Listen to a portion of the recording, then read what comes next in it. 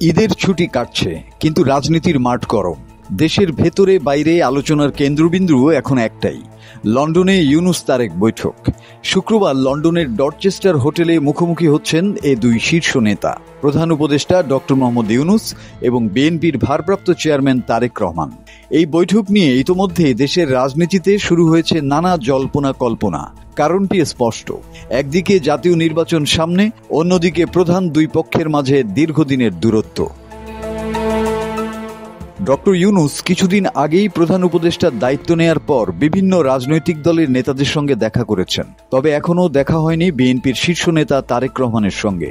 অবশেষে সেই বহু প্রতীক্ষিত সাক্ষাৎ হতে যাচ্ছে, এবং সেটিও এমন এক সময়ে যখন নির্বাচন নিয়ে রাজনৈতিক উত্তেজনা তুঙ্গে।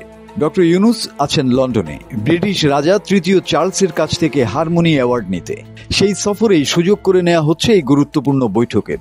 সূত্র বলছে, সরকারের পক্ষ থেকে বারবার চেষ্টা করা হয়েছে বিএনপির সঙ্গে আলোচনা এগিয়ে নিতে।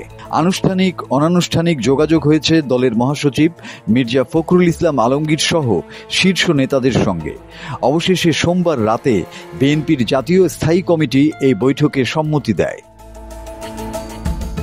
বৈঠকটি হবে আগামী শুক্রবার লন্ডনের স্থানীয় সময় সকাল 9টা থেকে 11টার মধ্যে লন্ডনের বিখ্যাত হাইড পার্কের কাছের ডরচেস্টার হোটেলে। দুই নেতার মধ্যে হবে 1-to-1 এ বৈঠক।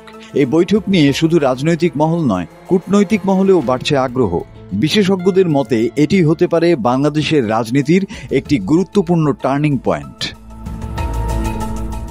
এই আলোচনার মাধ্যমে হয়তো খুঁজে পাওয়া যাবে সংকট উত্তরণের পথ।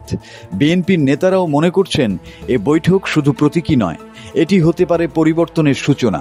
সবকিছু ঠিকঠাক চললে এ বৈঠক হতে পারে এমন একটি অধ্যায়ের শুরু, যেখানে রাজনৈতিক সমঝোতার সম্ভাবনা নতুন করে জেগে উঠবে।